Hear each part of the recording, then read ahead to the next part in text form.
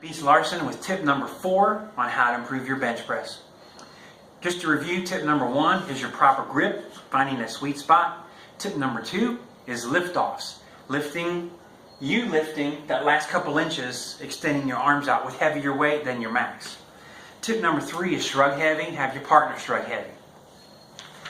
Now we're going to tip number 4 isn't a tip, it's actually explanation.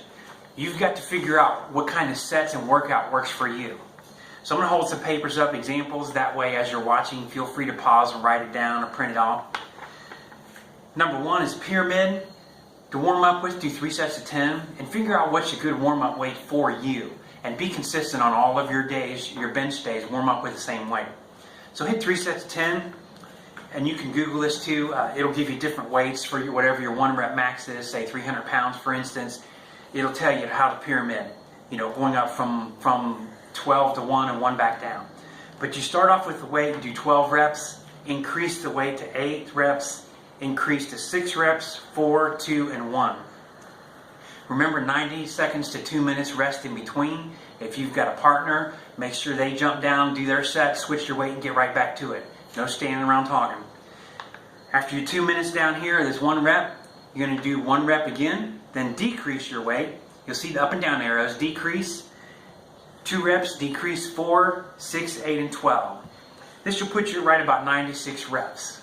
That's a pyramid day. Next is a light day. We're going to warm up 3 sets of 15.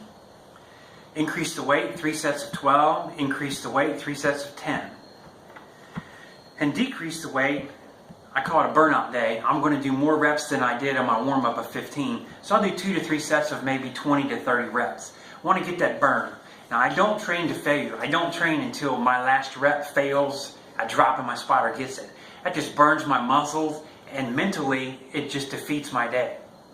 They talk about, and you've heard and you've read, that lifting is 80 to 90% mental and 10% physical. That's true. So why would you go into something, just my personal preference, why go into a workout to where you're going to have a failed rep so you have a failure during your day?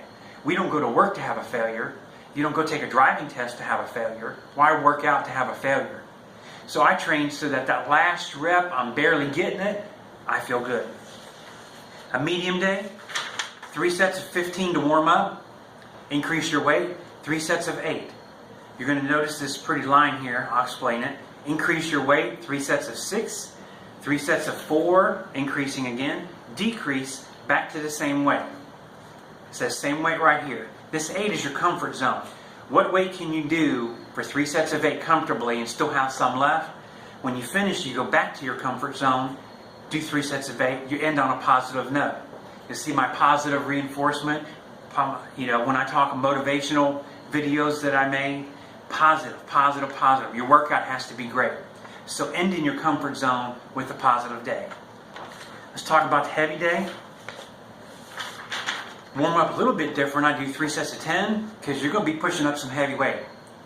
3 sets of 10, increase, 3 sets of 5, 3 sets of 3, 3 sets of 2. You want to make sure that you're doing these sets of 3s and 2s, you complete them. You don't want to be cheating a rep or 2 in there. It means you're too heavy.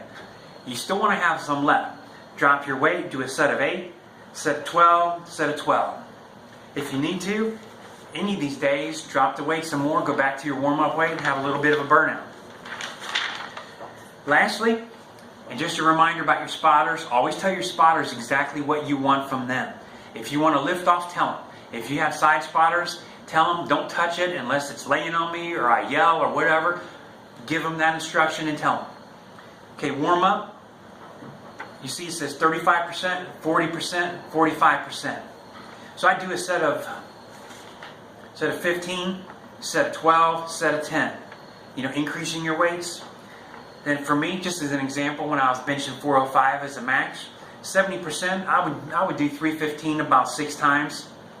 I'd increase 335, 340, about 3 reps, 365 for a rep, 385 for a rep. So, that's my example. But 70, 80, 90, 95%. And you're ready, set that new personal best, that new PR, personal record. Get your music, the right song on, your favorite song. Make sure you got your favorite clothes on. You like skulls, I wear skulls from being on the CERT team in the prison.